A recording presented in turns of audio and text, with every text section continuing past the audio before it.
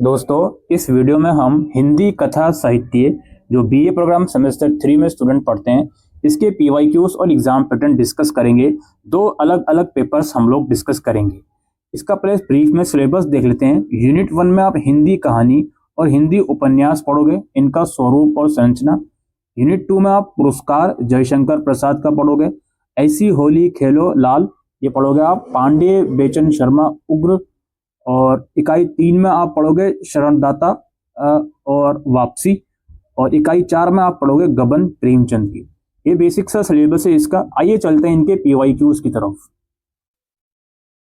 तो as usual 90 marks का आप लोगों का पेपर आने वाला है। सभी क्वेश्चंस करना मैंडेटरी है। हर क्वेश्चन में इंटरनल चॉइस जरूर से देखने को मिलेगी। पहला क्वेश्चन में क्या है जी, निम्नलिखित गद्यांश की सप्तरंग व्याख्या कीजिए। 10 + 10 + 10 30। पहले क्वेश्चन में 3 पार्ट्स हैं।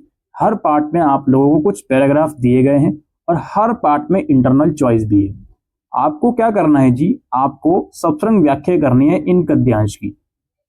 जैसे कि आप ये पैराग्राफ देख रहे हो ना, शीतकाल की रजनी, मेघों से भरा आकाश जिसमें बिजली की दौड़ धूप, मधुलिका का साजन टपक रहा था। ये आप लोगों के इस तरह से आपके सिलेबस में से ही अलग अलग यूनिट्स में से पैराग्राफ लिए गए हैं और हर पैराग्राफ की आपको सप्तरंग व्याख्या करनी है 10 मार्क्स में।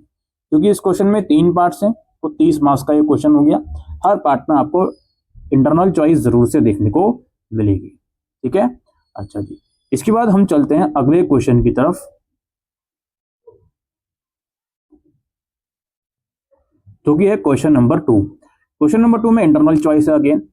कहानी को परिभाषित करते हुए उसके संरचना में शिल्प के महत्व पर प्रकाश डालिए, या फिर उपन्यास में समाज का ही रूप प्रतिबिंबित होता है, समीक्षा कीजिए। ये आपका 18 नंबर का हो गया। फिर नेक्स्ट क्वेश्चन है 14 नंबर का।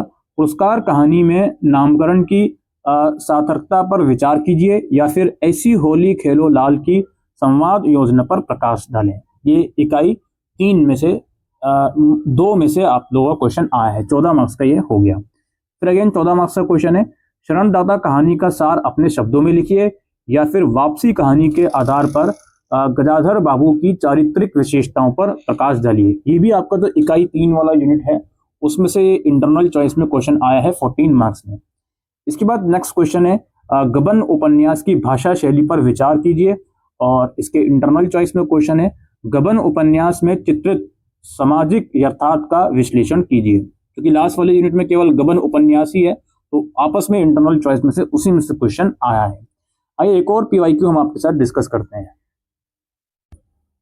इसका भी पैटर्न बिल्कुल सेम है दोस्तों, और जो फर्स्ट क्वेश्चन है उसका भी पैटर्न बिल्कुल सेम है। आपको 3 अलग अलग पैराग्राफ दिए जाएंगे।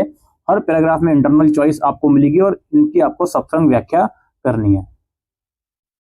फिर आपका क्वेश्चन नंबर 2 है, कहानी विधा को परिभाषित करते हुए उसकी संरचना पर प्रकाश डालिए, या फिर उपन्यास के स्वरूप को स्पष्ट करते हुए उपन्यास के तत्वों की समीक्षा कीजिए। फिर नेक्स्ट है, पुरस्कार कहानी की तत्वों के आधार पर समीक्षा कीजिए, या ऐसी होली खेलो लाल कहानी के प्रतिपाद पर प्रकाश डालिए।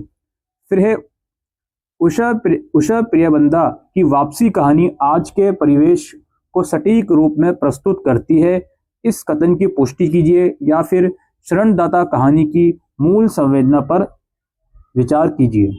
और लास्टली, गबन उपन्यास में चित्रित सामाजिक समस्याओं पर प्रकाश डालिए, या फिर जल्पा की चारित्रिक विशेषताएं बताइए। ये था दोस्तों पीवाईक्यू और एग्जामिनेशन पैटर्न हिंदी कथा का।